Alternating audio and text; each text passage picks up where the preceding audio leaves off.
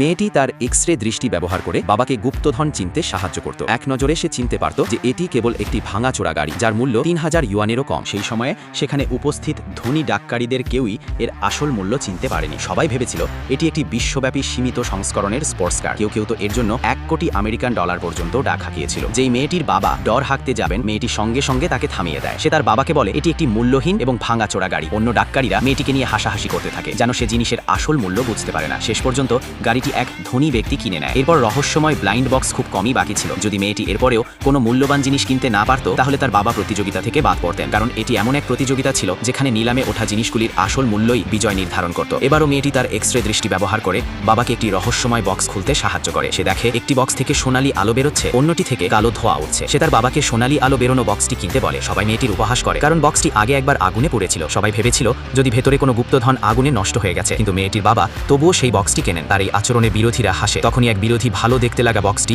10 million ডলারের প্রস্তাব দেয়। মেয়েটি সঙ্গে সঙ্গে 20 মিলিয়ন ডলারের পাল্টা প্রস্তাব দেয়। বিরোধী সঙ্গে সঙ্গে 30 মিলিয়ন ডলার বলে ওঠে। মেয়েটি শান্তভাবে বলে যে সে বক্সটি বিরোধীকেই উপহার দেবে। এই মুহূর্তে বিরোধী বুঝতে পারে যে সে মেয়েটির ফাঁদে পড়েছে। এবার বক্স খোলার পালা। মেয়েটির বক্সে পোড়ার ছাই এবং আবর্জনা। অন্যদিকে বিরোধীর বক্সে অনেক প্রাচীন চীনামাটির জিনিস দেখা যায়। বিরোধী খুব খুশি হয়, কিন্তু তখনই মেয়েটি ছাইয়ের মাঝে একটি অক্ষত কাঠের বাক্স খুঁজে পায়। সেই বাক্সে একটি অমূল্য চিত্রকর্ম ছিল, যার মূল্য অনুমান করাও কঠিন ছিল। এটিও জানা যায় যে বিরোধীর সমস্ত প্রাচীন সামানই নকল।